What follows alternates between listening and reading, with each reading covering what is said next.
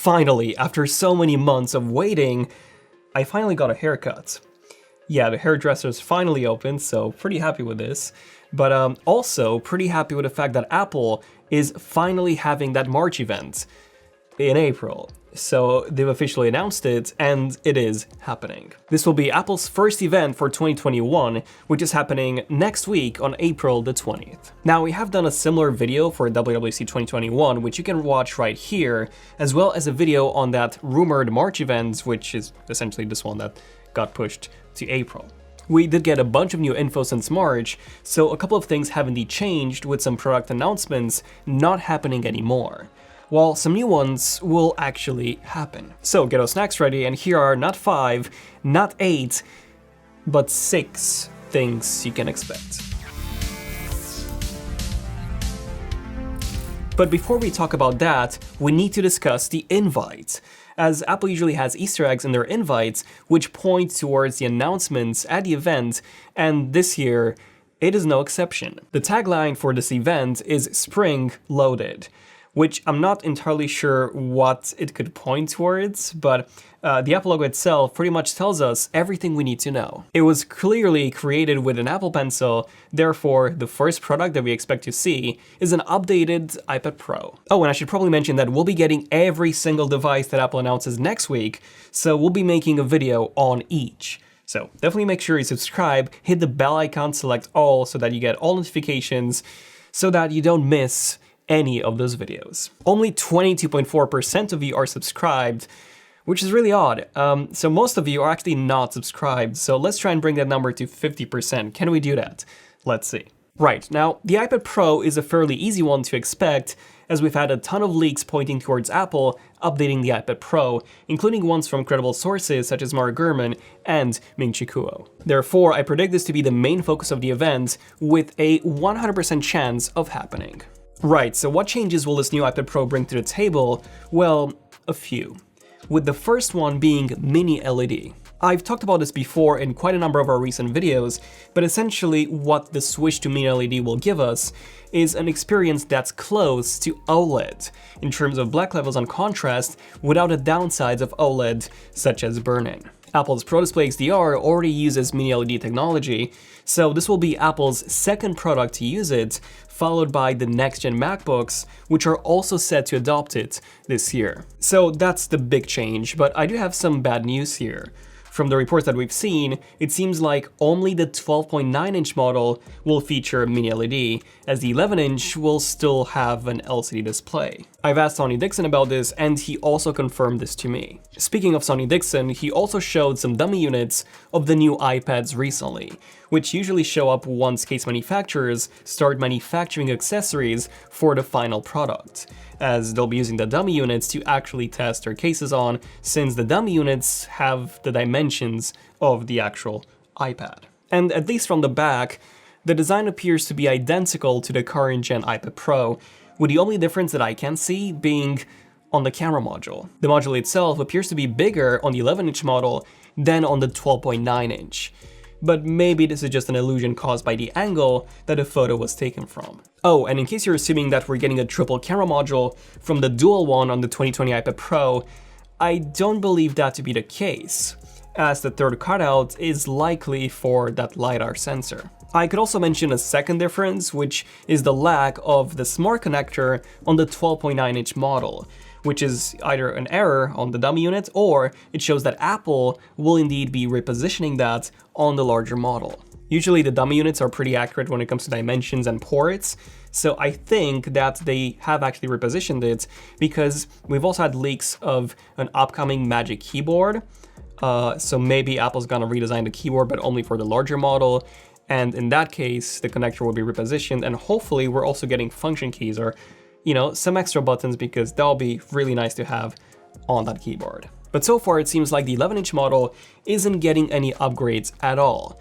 However, that isn't entirely true, as one upgrade that is definitely coming is in terms of the processor. The 2020 iPad Pro is still using the same A12X CPU as the 2018 iPad Pro, only with one extra GPU core enabled, hence the new A12Z name. The 2021 model will finally update that with the A14X, a chip that is set to resemble the Apple M1 chip when it comes to the overall performance, which is very impressive to see on a small and thin tablet like the iPad Pro is. But to be honest, if you don't really care about the extra performance and you already have a 2020 or 2018 iPad Pro, then there will be zero reasons to upgrade. Unless, of course, you also care about the Apple Pencil. I mentioned this in a previous video that the Apple Pencil might be getting a big upgrade this year. So I'm giving this a 90% chance of happening because obviously if we get a new iPad Pro, it also makes sense for Apple to release that new Apple Pencil. Now, Apple does have patents that show a next-gen version of the Apple Pencil that can actually sample colors from the real world. I mentioned this before alongside leaked images of that potential next-gen Apple Pencil, which aside from the switch to the glossy look again, it does seem like we're also getting a new tip, which could point towards that color sampling feature becoming a real thing. We don't yet know if this new Apple Pencil would be restricted to the new iPad Pro or if this would be something that anyone would be able to purchase and use with the 2018 and 2020 models as well. Okay, next up we have the iPad Mini 6, to which I'm giving an 80% chance of happening. This one was also shown in Sonny Dixon's recent leak, and from the looks of it, it looks the same as all the previous iPad minis. We have seen some earlier reports that Apple might redesign it entirely and give it an iPad Pro-like look, but it seems like this won't be happening this month. The iPad mini hasn't been updated since March 2019, so updating it now would make a lot of sense. Reason why I've given it such a high chance of happening. In terms of the upgrades that we expect to see in the new iPad mini, we haven't really had any leaks regarding that. But considering that Apple's iPad mini 5 already uses Apple's A12 chip, the iPad mini 6 could be upgraded to the Apple A13 or even the A14 processor. No other upgrades are expected though. But something that we do expect to see are the AirTags, finally. So these have been leaked since 2019, we made a bunch of videos on them, and they kept getting pushed back. But now we are finally expecting them. In fact, I'm going to give this one an 80% chance of happening as well, just because of how many leaks we've had. In fact, Apple even opened up Find My to third-party manufacturers recently, which is some massive news. Unfortunately, it doesn't work with tile trackers yet, but it will work with trackers from Belkin, Chipolo, as well as bikes from VanMoof and other devices as well. It wouldn't really make sense for Apple to do all of this and not release their own AirTags now. Reason why I do believe that we'll see them at this event. Sometimes I completely lose my accent, so there you go. Speaking of this, Greg Joswiak, how do you pronounce that? Joswiak? Anyway, Greg, Apple's senior vice president of marketing, tweeted an AR animation of the Apple event, but it was outdoors. Which, I don't know about you, but this makes me think of AirTags, as those are the only new device with a particular use case outdoors rather than indoors. Not only that, but Greg's video also shows the Apple logo forming from a circle, which you can clearly see the shadow of below, which to me looks to resemble the shape of the leaked AirTag design. This is actually the product that I'm excited for the most from the event, as it is technically a new category that Apple will be entering into rather than, small updates to the already existing devices. Next up, we have the Apple TV, to which I'm giving a 90% chance of happening. We have had some reports on this, on Apple working on a new Apple TV. We don't expect any design changes to this, although Mark Gurman has reported recently that Apple is working on a next-gen Apple TV with a camera and a microphone that would also offer HomePod functionality. But that's not expected to launch anytime soon. In the meantime, all we expect this Apple TV to get is an updated processor from the fairly old Apple A10X in order to make it run games better, which is something that Apple has been pushing fairly strongly towards, as they do seem to want to turn the Apple TV into a home gaming console. Not only that, but 9to5Mac found references of support for 120Hz in the latest tvOS 14.5 beta code. This also makes a lot of sense as the current Apple TV only supports 4K 60, due to it having the older HDMI 2.0 standard as opposed to the newer HDMI 2.1. I don't expect this Apple TV to actually support 4K 120 FPS gaming, as even if they do include the Apple A14X processor in this, it would still be far too much for that chip to handle. But I do expect Apple to add a motion smoothing feature so that if you watch a movie that's at 24 frames per second, and you want to watch that at 120, you can indeed do that, as it will add the missing frames.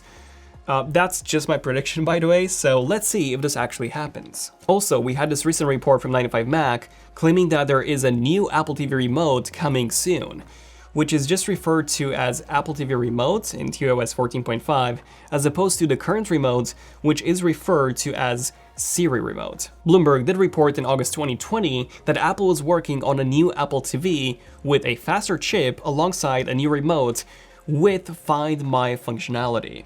And in December 2020, Mark Gurman said that this new Apple TV with that new remote will both arrive in 2021. And I gotta say, Find My functionality on the remote itself is super useful, as I cannot remember how many times the remote fell under the two cushions of my couch, and I looked everywhere else for it and I couldn't find it. And finally, we have the new iMac redesign. Now, we know that this is happening this year as we've had loads of leaks. We've even seen the design by John Prosser, so we know that this iMac will supposedly come in multiple colors. And there is a chance that we might see it at this event. But that chance is pretty low. I'm giving it a 40% chance. The reason why I do see this happening soon is the fact that Apple has discontinued the iMac Pro and the lower end configurations of the 21.5-inch iMac.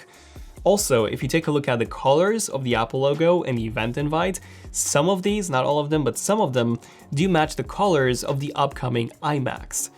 Maybe that's just a coincidence, but maybe it's not. But at the same time, it would make way more sense for Apple to unveil this big iMac redesign at WWDC, which is when they'll talk about the next version of macOS and likely some Apple Silicon stuff too. We know that this new iMac will feature Apple's second silicon, so the M1X or M2 processor, alongside a dedicated Apple GPU. So I feel like there's a ton of technical stuff that Apple would cover, which I do not see them having enough time for at this April event. But let me know in the comments your thoughts on everything that I talked about in this video. Which product are you excited for the most?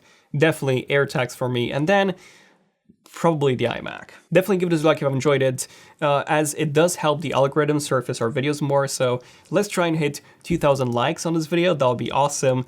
And definitely subscribe if you want to see more Leaks and Rumors episodes like this one was, and more interesting tech videos like this one hopefully was.